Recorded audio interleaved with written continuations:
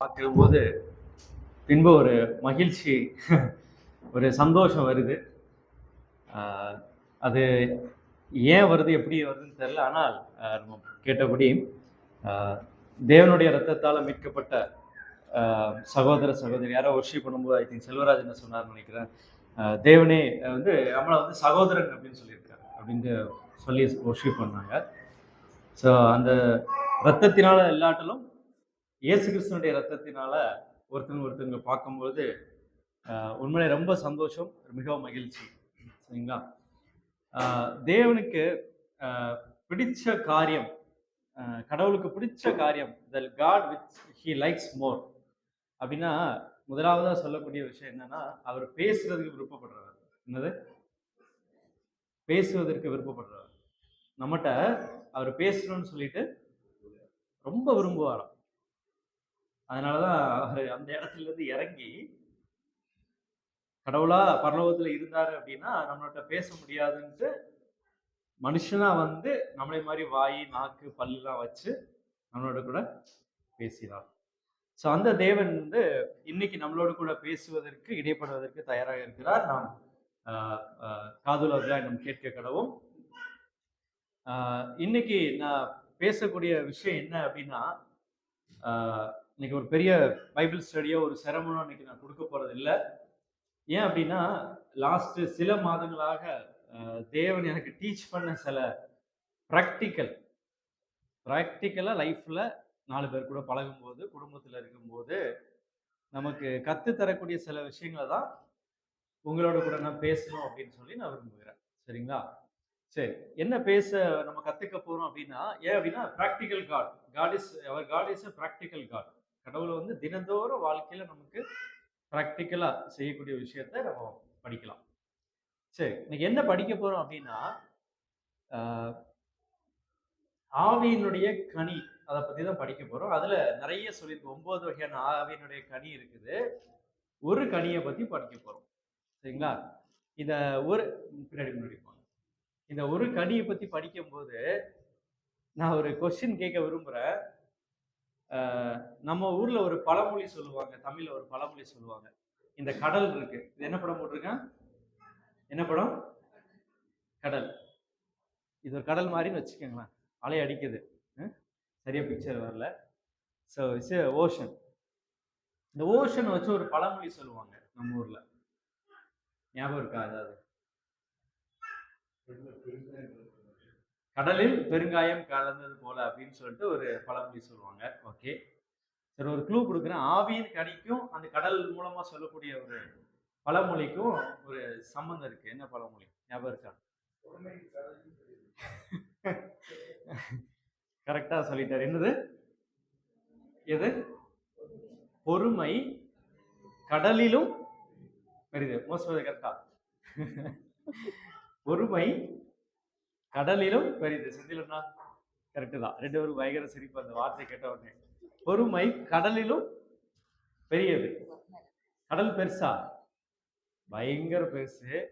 ஆனா பொறுமைங்கிறது என்ன சொல்றாங்க?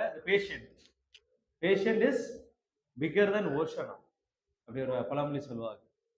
ஏன் அந்த பொறுமை நமக்கு கடல்ல விட பெருசா தெரியுது அப்படின்னா, நமக்கு பொறுமை இழக்கக்கூடிய சில நேரங்கள் இருக்குல்ல, அந்த டயத்துல கடல்ல கூட நம்ம விழுந்து நீந்தி தப்பிச்சிடலாமா? ஆனா அந்த பொறுமை இன்மையை ஹேண்டில் பண்றது வெரி வெரி டிஃபிகல்ட். சரிங்களா? கடல்ல ஒரு பக்கம் விழுந்து கூட இன்னொரு பக்கம் நீந்திடலாமா? ஆனா அந்த பொறுமையை நான் இழந்ததுனால என் வாழ்க்கையில, என்னுடைய வீட்டுல, என்னுடைய ஆபீஸ்ல, என் கூட இருக்கக்கூடிய சகோதரர்களுக்கு இருக்கிற உறவுகள்ல வரக்கூடிய அந்த பிரச்சனை இருக்கு பார்த்தீங்களா, அதை சால்வ் பண்றது வந்து என்னது? கடல்ல கூட நான் நீந்தி வந்துடுவேன். ஆனா என்ன பண்றது? இந்த பேஷண்ட் நான் இம்பேஷன்னால வரக்கூடிய அந்த கான்சிக்வன்சஸை என்னால ஹேண்டில் பண்றது it is very difficult. Okay, so அதனால நீங்க ப்ராக்டிக்கலாக தான் படிக்க போறோம், பெரிய ஸ்டடி கிடையாது. நெக்ஸ்ட், ஸோ பொறுமை. சரிங்களா? திருப்பி நான் ஒரு கடல் படம் தான் போட்டிருக்கேன். இந்த கடல் எப்படி இருக்கு? புயலுக்கு பின் இன்னொரு பழமொழி, புயலுக்கு பின் சாந்தம், அமைதி. பொறுமை இழந்து அந்த பிரச்சனையை சால்வ் பண்ணதுக்கு அப்புறம் என்ன இருக்கும்? நம்ம லைஃப் அமைதியா இருக்கும். திருப்பி என்னது? பொறுமை கடலிலும் பெரியது அப்படின்னு சொல்லி திருப்பியும் வரும். சரி, பொறுமைக்கு பெரிய உதாரணம் யாரா இருப்பாங்க? பொறுமை பொறுமை பொறுமை இழந்துட்டோம் அப்படின்னு சொன்ன உடனே நம்ம லைஃப்ல சில பேருடைய ஞாபகங்கள் வரும். என்னுடைய ஹஸ்பண்ட் ஞாபகம் வரும், என்னுடைய ஒய்ஃப் ஞாபகம் வரும், என்னுடைய பிள்ளைகள் ஞாபகம் வரும், இல்லை என்னுடைய தாத்தா பாட்டி ஞாபகம் வரும். சார் அவங்களுக்கு பொறுமை இல்லை, இவங்களுக்கு பொறுமை இல்லை, இவங்களுக்கு பொறுமை இல்லைன்ட்டு. ஆனா என்னது? பொறுமை ஒவ்வொருத்தருக்கும் இருக்க வேண்டிய ஒரு குணாதிசயம். சரிங்களா? ரிலாக்ஸா இருந்து கவனிக்கலாம். ஏன் அப்படின்னா உங்க வாழ்க்கை என் வாழ்க்கையை பத்தி தான் பேச போறேன். சரியா? பொறுமை பொறுமைங்கிறது ரொம்ப முக்கியம். ஏன் அப்படின்னா ஆவியின் கனின்னு சொல்லக்கூடிய கலாத்தியர் 5:22 சொல்ல மாதிரி இருக்க வேண்டாம். அன்பு, லவ், ஜாய், பீஸ், பேஷன்ஸ். அதாவது 9 ஆவியினுடைய கனியில முக்கியமான ஆவியினுடைய கனி என்னது? சாந்தம், பொறுமை. இங்கிலீஷ்ல என்ன இருக்குன்னா லவ், ஜாய், பீஸ் அப்படின்னு இருக்கும். சரி, லவ், ஜாய், பீஸ், பேஷன்ஸ் அப்படின்னு இருக்கும். தமிழ் எப்படி இருக்கும் அப்படின்னா நீடிய பொறுமை இருக்கும். பொறுமை இத நீடிய பொறுமை. மலையாளத்துல என்ன இருக்குன்னு தெரியல. நீடிய பொறுமை அப்படின்னா தீர்க்க சாந்தம் சமணம். ஓகே, தீர்க்கம்னா அப்படியே ஒரு டைம் லிமிட் இருக்கு, நீளமா பக்கத்துல கிடையாது. ஒரு நிமிஷத்துல நான் பொறுமையா இருக்கிறது கிடையாது. அந்த பொறுமைங்கிறது எக்ஸெட்ரா மாதிரி எப்போ முடியுதுன்னே தெரியாது. அவ்வளவு நாள் பொறுமையா இருக்கணும். கண்டினியூஸ் எக்ஸெட்ரா லார்ஜ் சஃபரிங்ல வரும். சரி, அங்கிள் கரெக்டா சொல்லிட்டாங்க. ஸோ பொறுமையினுடைய உச்ச கட்டத்துல யாரு பைபிள்ல இருந்தாங்கன்னு பார்த்தோம்னா நிறைய நபர்கள் இருந்தாலும் உச்சகட்டத்துல இருந்து பொறுமையா இருந்த ஒரு நபர்னா என்னைக்குமே மாறாத இயேசு கிறிஸ்துவனுடைய வாழ்க்கை. சரிங்களா? அவர் வாழ்க்கையில் நடந்த ஒரு சில வசனங்களை நம்ம வாசிக்க போகிறோம். அடுத்து நீங்க அதிகமா புக் எடுத்துட்டு வாசிக்க வேற டிஸ்ட்ராக்ஷன் ஆயிடுவீங்கிட்ட தான் நான் இதுல காப்பி பண்ணி வச்சுட்டேன். இதுல வந்து முதல்ல இருக்கக்கூடிய 3 வசனம் ப்ளூ கலர்ல மென்ஷன் பண்ணியிருக்கேன். இது வந்து இந்த வசனம் வந்து இயேசு கிறிஸ்து சிலுவையில அடிக்கப்படும் பொழுது நடந்த ஒரு விஷயத்த அந்த வசனத்தை எழுதியிருக்கு. என்ன எழுதியிருக்கு? லேடிஸ்ல இருந்து ஒருத்தர் வாசிக்கலாம். கோரி வாசிக்கிறியாமா? ஃபர்ஸ்ட் வசனம். பிரதான்.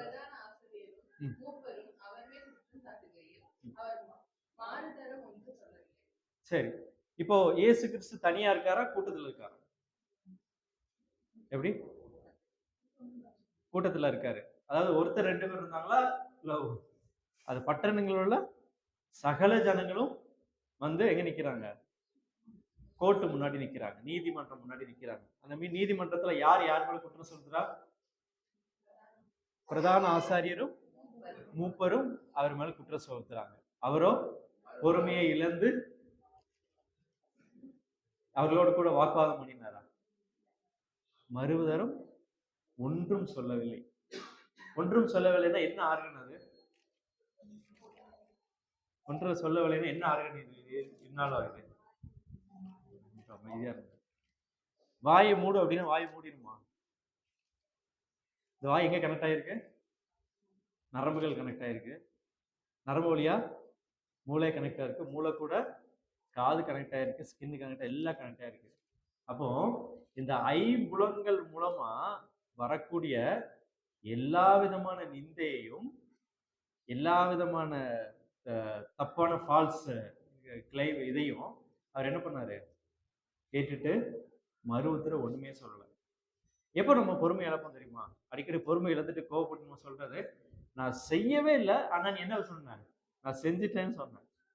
நான் செய்யாத தப்ப செஞ்சேன்னு சொன்னாங்க. அதனாலதான் என்ன பண்ண பிரதர்? கோவப்பட்டேன். பொறுமைய எப்ப நான் இழக்க மாட்டேன், ஆனா இழந்துட்டேன். செய்யாத ஒண்ணு நான் செஞ்சுட்டேன்னு குத்தப்படுத்த போறது. இந்த இடத்துல கரெக்ட் ஆகுதா? கரெக்ட் ஆகுதா? என்ன கரெக்ட் ஆகுது? பிரதான ஆசாரியர் மூப்பரும் அவர் மேல குற்றம் சொன்னாங்க. ஆனா அவர் குற்றம் செஞ்சிருந்தாரா? நான் வந்து தப்பு செஞ்சு நீ திட்டிருந்தாங்கன்னா பிரதர் நான் அமைதியா இருந்திருப்பேன். ஆனா நான் செய்யாத தப்ப சொல்லி என்னை திட்டினதுனால என்ன பண்ணிட்டேன்? I lost my patience. நான் செய்யாத தப்பு நீ செஞ்சேன்னு சொன்னாலும் இயேசு கிறிஸ்து எப்படியா இருந்தார்? பொறுமையா இருந்தார். சரி, 2வது வசனம் ஆண்களை பார்த்து யாரா வாசிக்கலாம்? மோசே பிரதர் வாசிக்கிறீங்களா?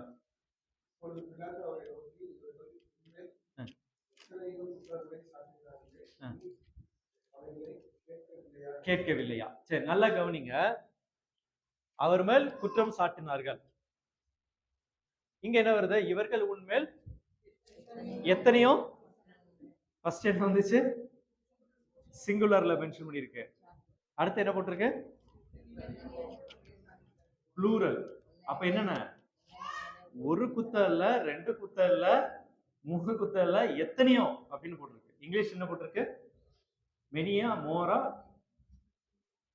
அதை விட கொஞ்சம் அதிகமான மெனி மோரை காட்டிலும் கொஞ்சம் இது இருக்கு. சில இடத்துல வந்து நிறைய நிரம்பி வழிகிற மாதிரி. All these things. ஓகே, இதோட ஸ்ட்ராங் டிரான்ஸ்லேஷன் பார்க்கலாம்.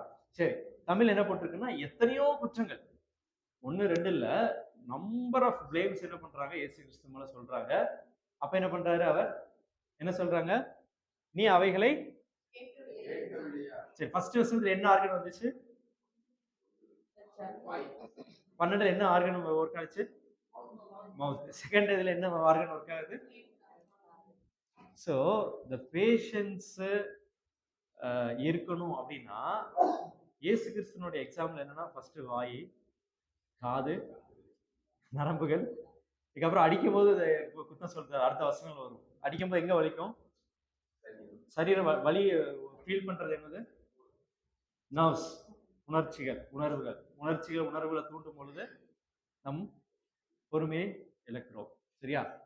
சரி, 14 யாரை வாசிக்கிறா? 14 அலெக்ஸ் வாசிக்கிறியாப்பா?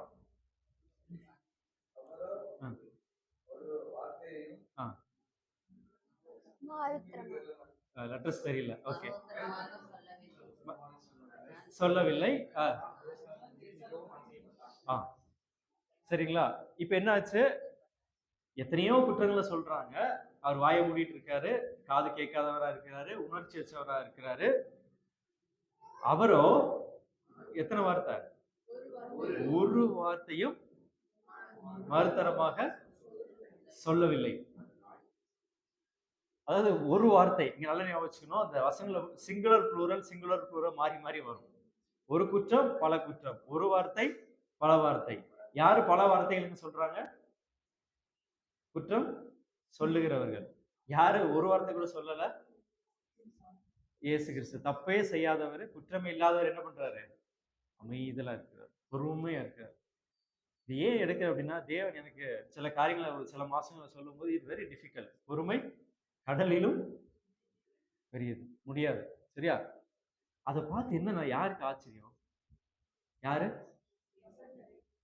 தேசாதிபதிக்கு மிகவும் ஆச்சரியம். சோ இப்படி அப்படின்னா என்ன அப்படின்னா, அப்படி ஒரு நபரை அந்த தேசாதிபதியினுடைய வாழ்க்கையில பார்த்ததே இல்லையா? ஒரு நீதிமன்றத்துல குற்றம் செலுத்தும் போது ஜட்ஜி என்ன சொல்லுவாங்க? சினிமா படத்துல பார்த்துருப்போம்.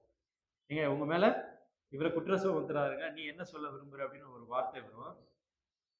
ஒரு நிமிஷம் தடவை பேசுங்கம்பாங்க. ஆனா அவங்க ஒரு நிமிஷம் பத்தாது, மணிக்கணக்கில் சொல்லுவாங்க. இல்ல நான் பண்ணல, எனக்கு இது நடந்துச்சு, அப்படி நடந்துச்சு, இது பண்ண அது பண்ண அப்படின்ட்டு. எவ்வளவோ வாய்ப்புகள் கொடுக்கப்பட்டும் அவர் என்ன பண்ணாரு? ஒரு வார்த்தையும் பேசாம இருந்தார். நீங்க சில மெடிடேட் பண்ணி பார்க்கலாம். the power of silence. Power of silence. சில பைபிள் காலேஜில் கேள்விப்பட்டிருக்கேன். ஒரு நாள் ஃபுல்லா எந்த வேலையும் செய்யாம யார்ட்டுமே பேசாம ஒரே ஒரு வசனத்தை பெருசா எழுதி போட்டிருப்பாங்க. அந்த வசனத்தை மட்டும் மெடிடேட் பண்ணும், பேசவே கூடாது. ஒரு நாள் பேசாம இருந்து பார்க்கலாமா? அமைதியா இருந்து பார்ப்போம். காலையில இருந்து ஈவினிங் வரைக்கும். வேலைக்கு போகணும்னா, ஸ்கூல் போகணும்னா, வீட்டிலே இருந்து பேசாம இருக்க முடியுமா? பயங்கர ஒரு அதுதான். இதை வாசிக்கும் போது இயேசு கிறிஸ்தனுடைய அந்த லைஃப்பும் அவருடைய பர்சனாலிட்டி பார்க்கும்போது இட் இஸ் என்ன சொல்றது, it is impossible. The power of silence. அமைதியா இருந்துட்டு அதனுடைய சக்தி வந்து பயங்கரமான சக்தியா. அந்த நோவாவுடைய அந்த காலத்துல அந்த பெருவெல்லாம் அடிச்சுட்டு முடிஞ்சதுக்கு அப்புறம் நோவாக்கு ஒரு மெசேஜ் என்ன அப்படின்னா, வெளியில போலாமான்னு நினைக்கும் போது அவனுக்கு காதுல ஒரு இது கேட்க என்ன அப்படின்னா, வெளியில வந்து ஒரு பெருவெள்ளத்தின் சத்தம் எல்லாம் அடங்கி இருந்து உலகம் முழுவதும் அமைதல் இருந்துச்சு. அந்த அமைதல் தான் அவனுக்கு ஒரு பெரிய message. The power of silence is a very strong message. தேவன் அமைதியாக இருந்தார். எப்போ குற்றம் செலுத்தும் போது, செய்யாத குற்றத்தை செஞ்சேன்னு சொல்லும் பொழுது இயேசு கிறிஸ்துவா இருந்தார், அமைதியா இருந்தார். ரொம்ப டிஃபிகல்ட் இல்லை? என்னுடைய வாழ்க்கையில டிஃபிகல்ட் தான், நம்முடைய எல்லாருடைய வாழ்க்கையில டிஃபிகல்ட் தான். பொறுமையா இருக்கிறது, அமைதியா இருக்கிறது, சத்தம் மூலமா இருக்கிறது. சரி பிரதர், அப்படின்னு அமைதியா இருக்கிறனால பொறுமையா இருக்கிறனால என்ன எனக்கு கிடைக்கும்? அடுத்த கேள்வி வருது இல்ல, business. What is the profit if I be patient? இயேசு கிறிஸ்து இப்படி அமைதியா ஒரு வார்த்தை சொல்லாம இருந்தாலும் என்ன நடந்துச்சு? என்ன ப்ராஃபிட் கிடைச்சிச்சு இயேசு கிறிஸ்துக்கு? எது கிடைச்சது? நான் இப்போ அமைதியா இருக்க சொல்லல, அந்த பவர் ஆஃப் சைலன்ஸ் வீட்டுல போய் ட்ரை பண்ணுங்க. என்ன கிடைச்சது? அவர் அமைதியில் அந்த இடத்துல பொறுமையா இருந்ததுனால அவருக்கு சிலுவைங்கிற பரிசு கொடுக்கப்பட்டது. அந்த சிலுவைங்கிற பரிசு கொடுக்கப்பட்டதுனாலதான் என்னாச்சு? உலகத்துக்கெல்லாம் சேர்த்து சகல ஜீவன்களுக்குமான ரட்சிப்பு. சரிங்களா? அப்போ பொறுமையா இருந்ததினால யாரை எதை ஆதாயப்படுத்தி கொண்டார்? எதை? ஆத்துமாக்களை, மனிதர்களை ஆதாயப்படுத்தி கொண்டார். சரிங்களா? ஸோ இன்னைக்கு நம் பொறுமையினால நம்முடைய ஆத்மா மட்டும் இல்லாம நம்மளை சுத்தி உள்ளவங்களுடைய ஆத்மாவை என்ன பண்ண முடியும்? ஆதாயப்படுத்த முடியும். சரி, இப்போ நான் கேட்கிறேன், உங்க டக்குனு ஒரு கேள்வி கேட்கும்போது உங்க மனசுல நல்ல கேரக்டரான ஒருத்தரா இருக்காரு, ஒருத்தி ஒரு ஒரு அந்த அம்மா நல்ல கேரக்டர், இந்த ஐயா நல்ல கேரக்டர் அப்படின்னு டக்குன்னு உங்க மனசுல யாராவது சப்போஸ் வருவாங்க. அந்த அப்படி உங்களை கவர்ந்த ஒரு நபர் இருப்பார் அப்படின்னா அந்த கவர்ந்த நபருக்கு இந்த பொறுமை அப்படின்னு ஒண்ணு கட்டாயம் இருக்கும், மேண்டேட்ரி. யோசிச்சு பாருங்க, யாராவது இருப்பாங்க. அந்த பொறுமைன்னு ஒருத்தர் இல்லாம, அந்த நிதானம் சாந்தம்ங்கிற ஒருத்தர் இல்லாம யாரையும் ஆதாயம் பண்ண முடியாது. அந்த நபருக்கு வந்து பார்த்தாலே அப்படி கையெடுத்து கும்பிடணும்னு தோணும். எனக்குலாம் சில பேர் இருந்திருக்காங்க. 2 வாரத்துக்கு முன்னாடி எங்க வீட்டுக்கு ஒரு அங்கிள் வந்திருந்தாரு. கொஞ்சம் வரும்போது ரொம்ப சுகவீனமா வந்துட்டாரு. பிரியாவுக்கு வந்து ரொம்ப பிடிக்கும் அந்த அங்கிள். அடிக்கடி பிரியா சொல்லுவா, அவர்கிட்ட இருந்து கத்துக்குங்க, அவர்கிட்ட இருந்து கத்துக்குங்கன்ட்டு. சாந்தத்தினுடைய மறுரூபம்.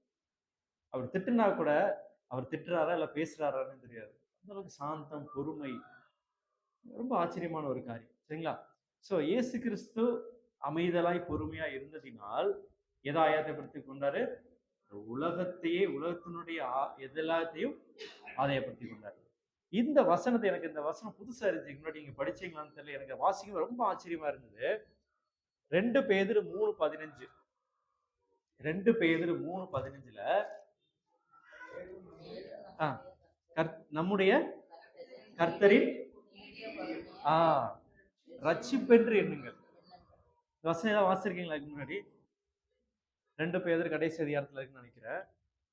அதாவது நம்முடைய கர்த்தர் இருக்கார்ல, நம்முடைய கர்த்தர்ன்னு சொல்லக்கூடிய இயேசு கிறிஸ்துவனுடைய நீடிய பொறுமை என்னாச்சு அப்படின்னா ரட்சிப்பென்று எண்ணுங்கள் அப்படிங்கிறார். புரியுதா நான் சொல்றது? அதாவது உலகத்தை ஆதாயப்படுத்திக் கொள்ள அந்த ரட்சிப்பு எங்க இருந்து வந்துச்சா? நம்முடைய கர்த்தரினுடைய நீடிய பொறுமை, எட்டர்னல் பேஷன்ஸ். முடியவே முடியாதுல்ல. பொறுமையா, நீடிய பொறுமையா இருந்ததுனாலதான் நமக்கு என்ன கிடைச்சதுதான்? ரட்சிப்பு கிடைச்சது. அந்த இயேசு கிறிஸ்துனுடைய பொறுமையை சோதிக்கிறதுக்காக நீங்க பேஷன் ஆஃப் கிரைஸ்ட் அந்த படம் பார்த்தீங்களான்னு தெரியல, பைபிள் உள்ள நிறைய வசனங்கள் அவங்க அந்த ஃபிகரேட்டிவா காமிக்கிறாங்க. அவருடைய பொறுமையை டிஸ்டர்ப் பண்றதுக்கு நிறைய இடத்துல அந்த தோட்டத்துல சாத்தா வந்து அப்படியே டிஸ்டர்ப் பண்றதை பார்க்க முடியும். அவன் சொல்லுவான், நீ இறந்து போறதுனால எல்லாரையும் வந்துட போறாங்களா, இதுல பாசிபிளா அப்படிமா. இன்னொரு இடத்துல கேட்கும் போது, வெளில உட்காந்து படுத்து தூக்கிட்டு இருக்கு, இவங்களுக்காகவா நீ என்ன பண்ண போற? மறிக்க போற. பைபிள்ல வசனங்கள் இல்லாட்டலும் ஆனா அந்த அந்த ஃப்ரேம், அந்த அந்த பைபிளுடைய அந்த கான்செப்ட் ஒட்டு போன சில வார்த்தைகள் அந்த படத்துல யூஸ் பண்ணது எல்லா இடத்துலயும் வருவான். அதாவது சாத்தாரண வந்து இயேசு கிறிஸ்துவ டிஸ்டர்ப் பண்ணது வந்து அந்த டெம்டேஷன், அந்த உலகத்தை பாரு, அது மட்டும் இல்ல, சாப்பிட்றதுக்கு கல்லுகள் அப்புறமா மாற்று அப்படிங்கிறது மட்டும் இல்ல, அவர் மரணிக்க வரையிலும் சாத்தானுக்கு என்ன கிடையாது?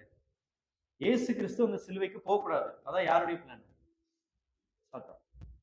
சிலுவைக்கு போயிட்டு என்ன நடக்கும்? ரட்சிப்பு வந்து. அப்போ அந்த ரட்சிப்பை டிஸ்டர்ப் பண்றதுக்கு, அந்த சிலுவையில போற டிஸ்டர்ப் பண்றதுக்கு என்ன பண்ணணும்? எல்லா விதத்திலையும். ஒருவேளை அந்த தேசாதிபதி முன்னாடி இயேசு கிறிஸ்து வாயை திறந்து பேசியிருந்தாருன்னா என்ன ஆயிருக்கும்? இப்ப தேசாதிபதி யாருக்கு ஃபேவரா இருக்கா? மக்களுக்கு ஃபேவரா இருக்கானா, இல்லைன்னா இயேசு கிறிஸ்து ஃபேவரா இருக்கானா? இயேசு கிறிஸ்து ஃபேவர். நீதிபதி யாருக்கு ஃபேவரா இருக்காரு? யாருக்கு சாதகமா இருக்காரு? இயேசு கிறிஸ்து. அப்ப இயேசு கிறிஸ்து பேசியிருந்தாருன்னா விடுதலை. விடுதலையானா இயேசு கிறிஸ்து சந்தோஷமா இருக்குமா, இல்ல சாத்தா சந்தோஷப்படுவானா? புரியுதா? அப்போ அவ சில நேரங்களில் வாயை மூடி இருக்கிறது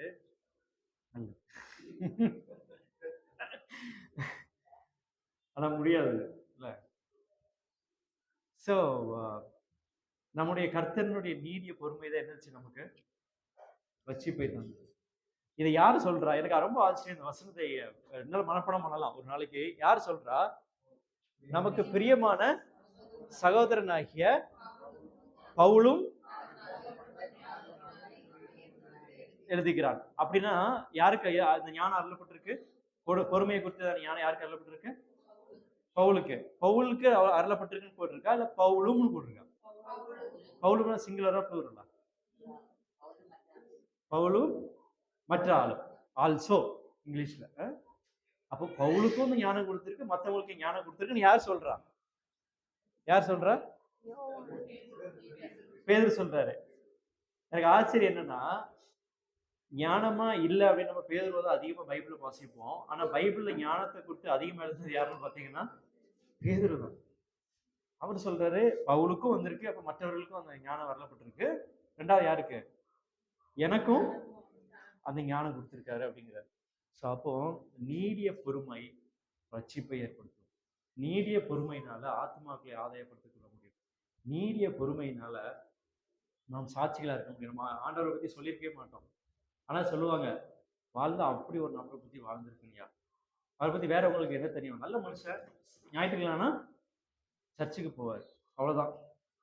அதுக்கப்புறம் அவரை யோசிச்சுட்டு நபர்கிட்ட போய் பைபிள் நம்ம கொடுத்தோம்னா கட்டாயம் வாங்கிப்பார், கட்டாயம் படிப்பார். நீடிய பொறுமை ரட்சிப்பை ஏற்படுத்தும். சரி, அடுத்தது படிப்போம். சரி, இது இன்னொரு சில வசனங்கள் பழைய ஏற்பாடுலாம் பார்த்தீங்க அப்படின்னா தேவனுடைய அந்த பொறுமை சார்ந்ததை குறித்து எழுதிய வசனம், கர்த்தர் அவனுக்கு முன்பாக கடந்து போகிற போது அவர் கர்த்தர் கர்த்தர் இரக்கமும் கிருபையும் நீடிய சாந்தமும் மகாதயவும் சத்தியம் உள்ளது. இதுல ஒருத்தரை பத்தி வர்ணிக்கிறதுக்கு என்னென்ன வார்த்தையில போட்டிருக்காருங்க? வர்ணிக்கிறது எப்படி? ஏதாவது இப்படி என்ன, மோசஸ் கடந்து போகும்போது, கர்த்தருடைய ஆவியானவர் மோசஸை கடந்து போகும்போது அது மோசஸ் வந்து அந்த வசனத்தை இப்படி எழுதுறாரு. அவர் யாரு? கர்த்தர். ரெண்டு தடவை அவர் கர்த்தர் கர்த்தர் இரக்கம் கிருபை நீடிய சாந்தம் மகாதேவு சத்தியம் உள்ளது. எப்படி வர்ணிக்கிற அந்த அழகை பார்க்கும்போது எனக்கு ஆச்சரியமா இருந்துச்சு. அவருக்கு கேரக்டர் சொல்றாங்க, என்னது? இரக்கம், கிருபை, நீடிய சாந்தம், மகாதேவ், சத்தியம். இது எல்லாத்தையும் ஒரே பாக்ஸ்ல போட்டோம் அப்படின்னா பொறுமை, நீடிய பொறுமை. ஒருத்தர் நீடிய பொறுமை இருந்துச்சுன்னா என்ன வரும்? இரக்கம் இருக்கும், கிருபை இருக்கும், நீடிய சாந்தம் இருக்கும். சரிங்களா? அடுத்த 7ஆம் வசனத்தில் என்ன போட்டிருக்கு? அதாவது யாத்திராம 34:6-7. சரிங்களா? யாத்திராம 34:6-7 1000 தலைமுறைக்கும். எத்தனை தலைமுறை? சரி, சோதம் குமார பட்டணத்துல அவங்க தப்பு செய்யும் போது அங்க தண்டனை கொடுத்த பிறகு ஆண்டவர் விசனப்படுறாரு, இனிமேல் இப்படி நான் பண்ண முடியாது, நான் விசனப்படுகிறேன் அப்படிங்கிறாரு. அப்போ ஆரம்பிச்ச அந்த தேவன் இப்போ வரைக்கும் எத்தனை தலைமுறை போயிருக்கோம்? 1000 தலைமுறைக்கும் அவர் எப்படியா இருக்கிறார்? இரக்கத்தை காமிக்கிறதா இருக்கிறார். நம்ம வந்து எப்படின்னா 1000 தலைமுறைக்கு முன்னாடி என்னுடைய முப்பாட்டனார் வந்து ஏதாவது தப்பு செஞ்சிருந்தார் அப்படின்னா அதைய இன்னைக்கு வரைக்கும் மன்னிக்கிறவரா இருக்கலாம். அப்ப எப்படி யோசிச்சு பார்க்கணும்? நமக்கு நேற்று நடந்த ஒரு விஷயத்தையும் நம்மளால என்ன பண்ண முடியாது, ஒரு 5 வருஷத்துக்கு முன்னாடி நடந்த விஷயத்தையும் நம்மளால என்ன பண்ண முடியாது. ஒரு நாள், அன்னைக்கு ஒரு நாள் பிரீத்திகா சிரிக்க பார்த்தா நிறைய ரெக்கார்ட் புக்லாம் வச்சிருக்காருன்னு நினைக்கிறேங்க. அன்னைக்கு ஒரு நாள் இப்படி நடந்துச்சு, அதனால இன்னைக்கு எனக்கு கோவம் வருது. ஆனா ஆண்டவருடைய குணாதிசயம் எப்படி? 1000 தலைமுறைக்கும் அவர் இருக்கும். இன்னைக்கு நான் தப்பு பண்ணியிருக்கிறத 1000 தலைமுறைக்கு அப்புறம் கேட்டாலும் அவர் மறந்துடுவாராம். ஒரு ரைட்டர் தான் சொல்றாரு, மன்னிக்கிறது வேற, மறக்கிறது வேற. பைபிள் என்னுடைய வசனங்கள் எடுக்கும்போது ஒரு ரைட்டர் இப்படி எழுதுறாரு, பிதாவினுடைய சன்னிதானத்துல நம்ம போய் முன்னாடி நிற்கும் போது, இயேசு கிறிஸ்து இடையில நிற்கும் போது, நம்ம செஞ்ச தப்பு பாவங்கள் நமக்கு ஒருவேளை ஞாபகம் இருந்தாலும் கடவுளுக்கு, தேவனாகிய கர்த்தருக்கு ஞாபகமே இருக்காது. ஆச்சரியமா இருக்குல்ல? ஞாபகமே இருக்காதான். ஏன் ஞாபகம் இல்லை? ஏன் ஞாபகம் இல்லை? இடையில நிக்கிறது யாரு? அவர் நம்மளை மறைச்சிருக்காராம். அந்த இயேசு கிறிஸ்து வழியா நம்மளை பார்க்கும்போது நான் இயேசு கிறிஸ்துவா தெரியும். அவருக்கு இயேசு கிறிஸ்து வழியா கேப்ரியலை பார்க்கும்போது கேப்ரியல் வந்து இயேசு கிறிஸ்து மாதிரியே தெரியுவானா. பெனோவை பார்க்கும்போது பெனோவும் பேர் கிடையாது, அங்கே இயேசு கிறிஸ்து தான் பெனோ. அதுதான் அவருடைய இறக்கம். எப்படியாப்பட்ட இறக்கம்? 1000 தலைமுறைக்கும் அவருடைய இறக்கமா இருக்கிறது. சரி, அக்கிரமத்தையும் மீறுதலையும் பாவத்தையும் மன்னிக்கிறார். இது மூணு ஒண்ணு தானே? வித்தியாசம் இருக்கா? அக்கிரமமும் பாவம் தான், மீறுதலும் பாவம் தான். அது என்னன்னா, இட்ஸ் எ போயட்ரி ஃபார்ம்ல அவர் வர்ணிச்சு சொல்றாரு. அந்த ஒரு குழந்தைய நம்ம வர்ணிக்கல, ஐயோ கியூட், அப்படியே அழகா கியூட்டா லட்டு போல சக்கரை போல அப்படின்னு சொல்றோம்ல. பியூலாஸ்ட் எங்க குழந்தைய பார்க்கும் அடிக்கடி சொல்லுவாங்க, விதமா வார்த்தை யூஸ் பண்ணுவாங்க, எனக்கு ஆச்சரியமா இருக்கும். வர்ணிக்கிறது, சரிங்களா? வர்ணிக்கிறாரா அவருடைய குணாதிசயத்தை பார்த்து மோசஸ் வந்து வர்ணிக்கிறார். அவர் இரக்கம், நீடிய சாந்தம், தயவு, மகா தயவு, சத்தியம் அப்படின்னு சொல்லிட்டு பாவத்தை வர்ணிக்கிறாரு. மீறுதல், அக்கிரமும், பாவம் எல்லாத்தையும் மன்னிக்கிறார். நான் யோசிக்கிறேன், இவரை பின்பற்றுகிறார் சொல்கிற நாம் 1000 தலைமுறைக்கு இரக்கம் இல்லாட்டாலும் அட்லீஸ்ட் நம்ம ஏன் பொறுமையுள்ளவர்களாகவும் நீடிய சாந்தவர்களாக இருக்கக்கூடாது? அட்லீஸ்ட் பார்ப்போம், ஒரு வாரமா ட்ரை பண்ணுங்க. அவர் 1000 தலைமுறைக்கு செய்யறாரு, நம்ம ட்ரை பண்ணுங்க. அடுத்த ஒரு வாரம் எனக்கு ஆவியினுடைய கனியில ஒரே ஒரு கனி, பொறுமை, நீடிய பொறுமை. I want to practice. அதான் நான் சொன்னேன், இது தியரி கிடையாது, ப்ராக்டிக்கலா. அடுத்த ஒரு வாரம் வந்து நீ யாரை இந்த வீட்டில் அதிகமாக திட்டணும்னோ அவங்க திட்ட மாட்டேன், பொறுமையா இருப்பேன். ஒருவேளை எனக்கு ஞாபகம் இருக்குது, எங்க தாத்தா இருக்கும்போது 79 இயர்ஸ் இருக்கும்போது என்னை கூப்பிடும்போது எனக்கு தண்ணீர் வெந்நீர் எடுத்துட்டு வா அப்படிம்பாரு. எனக்கு கோபமா வரும், திட்டுவேன். என்னடா அப்படி பண்றாரு, இது விளையாட விட மாட்டேங்காரு, தண்ணீர் சுடுதண்ணி எடுத்துட்டு அப்புறம் அடிக்கடி தண்ணி குடிப்பாரு. ஆனா நான் கொஞ்ச நாளுக்கு அப்புறம் யோசிச்சு பார்த்தேன், எங்க தாத்தா இறந்ததுக்கு அப்புறம் சரி ஒருவேளை இதை விட பெட்டரா எங்க தாத்தாவை ட்ரீட் பண்ணிக்கலாமோ அப்படின்னு எனக்கு கொஞ்சம் கண்ணீரா இருக்கும். சில உறவுகள் வந்து நம்ம கூட இருக்கும்போது அதனுடைய இம்பார்ட்டன்ஸ் நமக்கு தெரியாது. நீடிய தயவு, நீடிய இரக்கம், தேவன் வந்து அந்த உறவுக்கு ப்ரீசியஸா பார்க்கிறார். நாளைக்கு இருப்பாங்களா இருக்க மாட்டாங்கன்னு தெரியாது, ஆனா இருக்கிற வரையில என்னவா இருக்கணும். நான் எக்ஸாம்பிள் சொல்ல வந்தேன், ஜார்ஜுக்கு அன்னைக்கு ஹார்ட் அட்டாக்னு இல்லை, தயவு செய்து நீங்க அப்படி திங்க் பண்ணாதீங்க. ஆண்டவர் காப்பாத்திட்டாரு. ஒருவேளை அன்னைக்கு ஆண்டவருடைய சன்னிதானத்தில் பாடல்கள் எடுத்துக்கொள்ளப்பட்டிருந்தாரு அப்படின்னா நான் யோசிச்சு பார்த்தேன், அதுக்கு அடுத்த வீக்கு நான் சண்டே வரேன், இந்த ஷேர் எப்படி இருக்கும் ஆண்டி, சாரி. அப்போ யோசிக்கேன், அப்போ யோசிப்போம், ஒருவேளை ஜாதகத்தில் எத்தனையோ தடவை ஃபோன் பண்ணி 8 தடவை ஃபோன் பண்ணி ஒரு தடவை எடுத்திருப்பேன். நான் யோசிப்பேன், சார் கூட ஒரு தடவை எடுத்துருக்கலாமோ. எனக்கு அந்த தீபாவளி அப்போ ஞாபகம் வரும், எங்கள் அப்பா வந்து கடைசி எனக்கு ஃபோன் பண்ணும்போது தீபாவளி அன்னைக்கு ஃபோன் பண்ணாரு. அப்போ அடுத்த ஒவ்வொரு தீபாவளியா இருக்கும் யோசிப்பேன், ஒருவேளை அந்த ஃபோனை எடுக்கல, எங்க அப்பா மேலே ஏதாவது கோவங்கள் இருக்கும், ஒருவேளை அன்னைக்கு நான் பொறுமையா இருந்துக்கலாமோ. அப்போ யோசிப்பேன், தீபாவளி வந்தா ஃபோன் இருக்காது, ஏன்னா ஃபோன் பண்றதுக்கு ஆளுக்கு கிடையாது. கர்த்தர் நீடிய பொறுமையுள்ளவராக இருக்கிறார். நம்முடைய உறவுகள் it's very important. Okay, next power of patience அப்படின்னு ஒன்று இருக்கு. அதாவது பொறுமையினுடைய இந்த பவர். உங்கள் விசுவாசத்தின் யாக்கோபு முடிஞ்சா படிச்சு பாருங்க நேரில். உங்கள் விசுவாசத்தின் பரீட்சையானது என்ன தரும்? உண்டாக்கும். சரி, அடுத்த கேள்வி என்ன? எனக்கு பொறுமையே இல்லை, உண்மையிலே நான் எவ்வளோ ட்ரை பண்ண எனக்கு பொறுமையே இல்லை, நான் பிறவிலே அப்படி இருக்கேன் அப்படின்னா ஒரே ஒரு ஜபத்தை பண்ணுங்க. என்ன அப்படின்னா, பொறுமை எங்கேருந்து வருமா? பரீட்சை. எங்க டெஸ்ட் இருக்கோ அங்கதான் என்ன இருக்கும்? பொறுமை இருக்கும். அப்போ ஆண்டவரே, தாவீது சொல்றாரு, ஆண்டவரே என்னை நீங்கள் வர்த்திக்க பண்ணுங்க, என்னிடத்துல வர்த்திக்க பண்ணுங்க, நீ டெஸ்ட் பண்ணுங்க, நான் உங்களுடைய கட்டளைக்கு கீழ்படுகிறேன்னா இல்லையா அப்படின்னு. அப்போ எனக்கு பொறுமை என்பது இல்லை அப்படின்னா, ஆண்டவரே என்னுடைய வாழ்க்கையில பாடுகளை கொடுங்க, என் வாழ்க்கையில ஃபெயிலியர்ஸ் கொடுங்க, என்னுடைய வாழ்க்கையை allow me the failures in my life. Failures கேட்ட நபர்கள் பைபிள்ல இருக்காங்க. ஃபெயிலியர்ஸ் நான் பாடுபட்டது நல்லது, நான் ஃபெயில் ஆனது நல்லது, அதனாலதான் என்ன பண்றேன், உங்களுடைய பிரமாணங்களை நான் கற்றுக்கொள்கிறேன் அப்படிங்கிறார். நான் உபத்திரப்பட்டது நல்லது. உபத்திரம் எப்போ வரும்? when he failed. என் வாழ்க்கையில நான் ஃபெயில் ஆகணும். அந்த ஃபெயிலியர் தான் எனக்கு என்ன கத்து தரும்? தாரிதங்கள் சுலபம் சொன்னாரு, அங்கே ஓடிட்டே இருந்தேன், திடீர்னு ஹார்ட் அட்டாக் வந்தோடனே ஒரு 3 மாசம் நான் வீட்டில் உட்காரும் போதுதான் நான் சிந்திச்சு பார்க்கறதுக்கு எனக்கு நேரம் கிடைச்சது அப்படின்னாரு. அன்புனா என்ன? என்னுடைய சபை மக்கள் இவ்வளவு அன்பு செலுத்துறாங்கன்னா ஐ கேன் குவான்டிஃபை அப்படின்னாரு. அப்போ ஐ ஹாவ் டு ஃபெயில். நான் சில நேரங்கள் என்னுடைய வாழ்க்கையில ஃபெயிலியர் அனுமதிக்கணும். சில பேர் சொல்லுவாங்க, விளையாட்டுக்கு சொல்லுவாங்க சில சபைகள்ல, அந்த என்னுடைய ஹஸ்பண்ட் வந்து சொன்னதே கேட்க மாட்டேங்கிறார், ஆண்டவரே அவர் காலை உடைச்சு திருத்துங்க அப்படின்னு சொல்லிட்டு உற்சாகமா ஜெயிப்பாங்களாம். ஒரு நாள் உண்மையிலே காலை உடைச்சு ஹாஸ்பிட்டல் இருந்தாராம். அப்போ அவர் ஹஸ்பண்ட் சொல்லுவாரா, கால் உடைச்சு நல்லதுமா, நீ ஜெயிச்சது நல்லதா, அன்னைக்குதான் வந்து என்ன பண்ண, உன்னுடைய அன்பை வச்சுக்கொண்ட, நீ எப்படி என் மேல அன்பா இருக்குன்னு எனக்கு தெரியல, ஓடிக்கிட்டே இருந்தேன், கால் உடைஞ்சதுனாலதான் அது நல்ல வேலை நீ கால் உடைஞ்சுட்டு ஜெபித்த, மண்டை உடஞ்சிச்சு இருந்தேன்னா அப்படிம்பாங்க. ஸோ நான் உபத்திரப்பட்டது நல்லது. அப்பதான் என்ன கற்றுக்கொண்டேன்? உங்களுடைய பிரமாணங்களை கற்றுக்கொண்டேன். பிரமாணம்னு என்ன? இந்த இடத்துல according to James, according to யாக்கோபு படி என்னது? பொறுமை.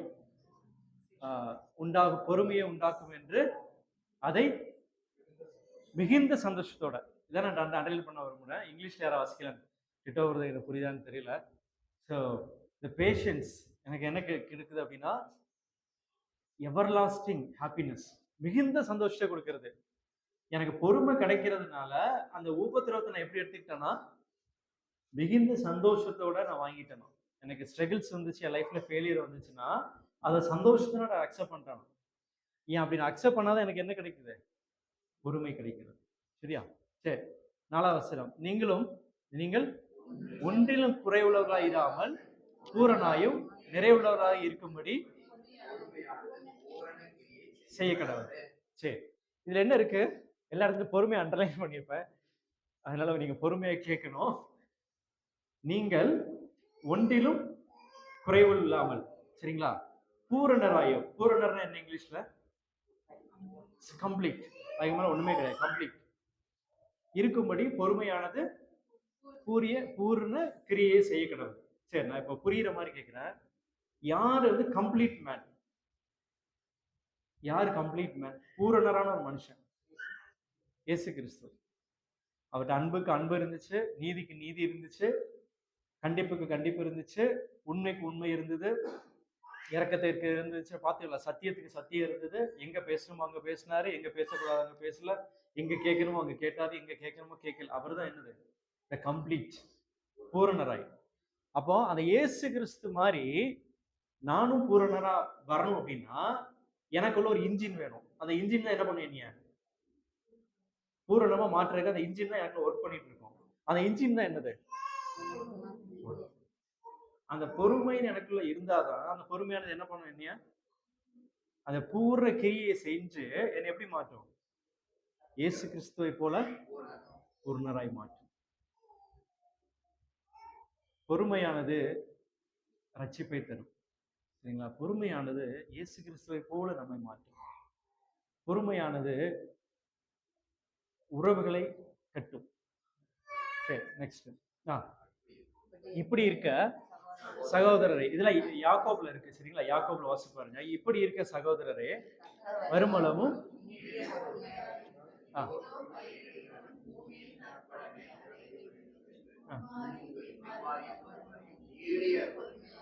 காத்திருந்தான். எனக்கு இந்த வார்த்தை ரொம்ப பிடிச்சி, பொறுமைன்னு போடாம நீடிய பொறுமை. இப்போ ஒரு எக்ஸாம்பிள் சொல்றாரு. யாரை பத்தி எக்ஸாம்பிள் இருக்கு? விவசாயி. சரிங்களா?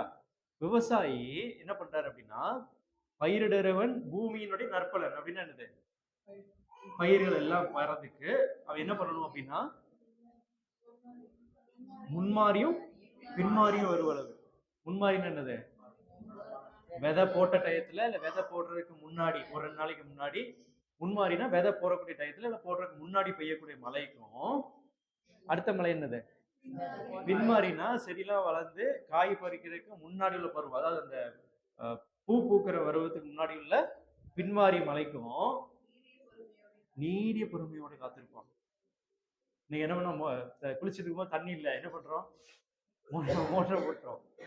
அப்படியே குளிச்சுட்டு சோப் போட்டு அலெக்ஸ் வந்து பாத்ரூம்ல நிக்கிறான். இப்ப அவங்க அப்பாட்ட சொல்றா, இல்ல குளோரி நீ சுவிட்சை போடுங்கிறான். குளோரி எல்லாம் அப்பாவும் போடல, யோசி அப்படியே வெயிட் பண்ணிட்டே இருக்கான். எப்படி? கரண்ட் வந்து தண்ணி மோட்டர் போட்டு வர வரைக்கும். கரண்ட் இல்ல, மோட்டர் போட முடியாது, தண்ணி இல்லை, எங்கேயும் சரசீரக்கா பிடிச்சு வைக்கல பாத்திரத்துல.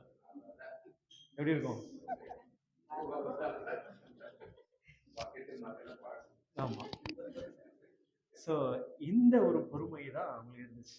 ஏன் நான் அலெக்ஸ் குளிக்கிறதுக்கு நான் எக்ஸாம்பிள் சொல்றேன்னா, அடுத்து அவனுக்கு வேலை இருக்கும், வேலைக்கு போகணும், உடம்புலாம் நனைஞ்சிருக்கு, அன்ஈஸியா ஃபீல் பண்ணுவாங்க. ஒரு க்ளோஸ்ட் என்விரான்மெண்ட், பாத்ரூம், வெளியில வரணும். ஆனா கண்ட்ரோல் யார் கையில இருக்கு?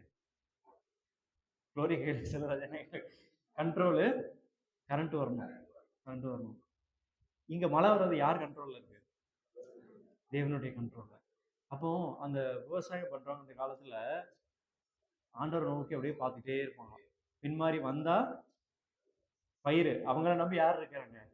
பயிர் இருக்காங்க. பயிர் வந்தாதான் இவருடைய வாழ்வாதாரம், சாப்பாடு, அவங்களுடைய பிள்ளைங்க, வியாபாரம், அவங்களுடைய வாழ்க்கையே இதுதான் இருக்கு.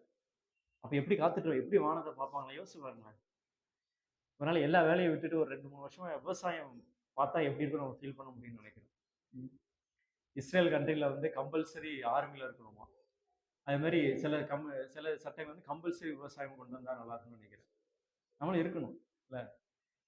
நாங்க ஸோ அந்த எப்படி அந்த பயிரிடுகிறவன் பொறுமையோடு முன்மாறியும் பின்மாறிக்க காத்திருப்பானோ, அந்த மாதிரி நம்மளும் ஆண்டவருக்காக காத்திருக்கணும், மற்றவர்களிடத்திலும் பொறுமையா இருக்கணும் அப்படின்னு சொல்றாரு. பயங்கரமான ஒரு இம்பாக்டபிள் ஆவியினுடைய கனி. இந்த மாதிரி ஆவியினுடைய கனி 9 இருக்கு. ஒரு கனிக்கு என்னாச்சு? பொறுமை. பொறுமை. அடுத்த வாசம் வாசிக்கலாம். உங்கள் பொறுமைனா என்ன பண்ணும்? கடைசி நம்ம ஆத்துமாக்கள், இந்த பிரதர் வந்து வழி விலகி போயிட்டாரு, இந்த அக்கா வழி விலகி போயிட்டாரு அப்படின்னா, வழி விலகிறதுக்கு இன்னொரு காரணம் என்னது அப்படின்னா, ஒரு பொறுமை இல்லாத காரியம். பொறுமை இல்லாதனால எடுக்கிற சில முடிவுகள். சரி, இந்த வசனம் நான் புதுசா படிச்சேன். இதை பத்தி படிக்கும் போது எனக்கு ரொம்ப ஆச்சரியமா இருந்துச்சு. பிரசங்கி எழுதுறது எல்லாம் நெத்தியடி மாதிரி இருக்கும்ல, பயங்கர நெத்தியடி. என்ன வார்த்தை போட்டிருக்கு? உத்தமன். அந்த தமிழுடைய அந்த என்னது, அந்த பியூட்டின்னு தெரியல, பெருமை பொறுமை, பெருமை பொறுமை, பெருமை பெருமையா இல்லவனை இருக்கிறது பார்க்கலும் பொறுமை இல்லவனு உத்தமன். இந்த உலகத்துல வந்து பெருமைப்படுற அளவுக்கு ஒருத்தன் வாழ்றான். அவனுக்கு வந்து வீட்டு நிறைய செல்வம், ஆசீர்வாதம், பிள்ளைகள், குழந்தைங்க எல்லாம் வெல் செட்டில்டு, முன்னோர்கள் வந்து ப்ரெஸ்டீஜியஸ் ஃபேமிலி அப்படின்னு பெருமைப்படக்கூடிய ஒரு மனுஷனுக்கு 1000 இருந்தாலும் அவனோட யாரு வந்து பெற்றான்? பொறுமையா உள்ளவன் உத்தமன். சரிங்களா? இந்த வசனத்தை இயேசு கிறிஸ்துக்கு நீங்க போட்டு பாருங்களேன். இயேசு கிறிஸ்துக்கு இதுல 2ல எது இருந்துச்சு? பெருமைப்படுறதுக்கு அவருக்கு காரணம் இருந்துச்சா இல்லையா? இருக்குச்சா இல்லையா? 1ஆ 2ஆ? ஒரு இடத்துல சொல்லுது, அதாவது மனுஷனையும் மனுஷனுக்கு நீங்க நினைக்கிறதுக்கும் அவன் ஏமாத்திரம். இன்னொரு இடத்துல இயேசு கிறிஸ்துவுக்கு ரொம்ப பிடிச்ச வசனம் பவுல் தான் சொல்றாருன்னு நினைக்கிறேன். பிலிப்பியர் இல்லையா? என்ன சொல்றாரு? கொள்ளையாடின பொருளாங்க. அதை நான் சேர்க்கிறது எனக்கு வசனம் கிடைக்கல. ரூபப்படுத்தி மனுஷர் சாயலானார். அதாவது அவர் தேவன் தேவனாய் இருந்தும் கொள்ளையாடின பொருள். தேவனுக்கு சமமா இருப்பத கொள்ளையாடின பொருள் கிடையாது அது. அப்படி சம கொள்ளையாடுகிறதா இருந்தா எண்ணாமல், அதாவது பெருமைப்படுறதுக்கு அது வாய்ப்பு இருந்தாலும் என்ன அர்த்தம் இருக்கு? தம்மை தாமே வெறுமையாக்கி அடிமையின் ரூபம் எடுத்து மனுஷ சாயலானார். நீங்க அந்த மோசஸ் எழுதின அந்த அந்த பியூட்டி எழுதின மாதிரி இந்த இடத்துல அவர் எழுதுறாரு. என்ன பண்றாரு? தன்னை தாமே வெறுமையாக்கி. வெறுமையானாலே ஒண்ணு இல்லைன்னு அர்த்தம், அடிமைதான். அதுக்கு கீழே வராரு, அடிமையாக்கி. அடுத்து இவ்வளவு பெரிய இது இல்ல. அவருக்கு பெருமைப்படுறதுக்கு 1000 சான்ஸ் இருந்தாலும் என்னவா இருந்தாரு? பொறுமையில வர இருந்தார். சரிங்களா? இன்னொரு பக்கம் நமக்கு கொள்ளையாடின பொருள்ல இந்த வார்த்தை. சோ இயேசு கிறிஸ்து இப்படியா இருக்கும்போது நம்முடைய வாழ்க்கையில நாம் எப்படி இருக்குன்னு நம்ம யோசிச்சு பார்ப்போம். சரிங்களா? பொறுமையுள்ளவர்களாய், பெருமையுள்ளவர்களாய் காட்டிலும் பொறுமையுள்ளவர்களாக நாம் இருப்போம். உங்கள் பொறுமையினால் என்னது? நம்முடைய ஆத்மாக்களை காற்றுக்கொள்வோம்.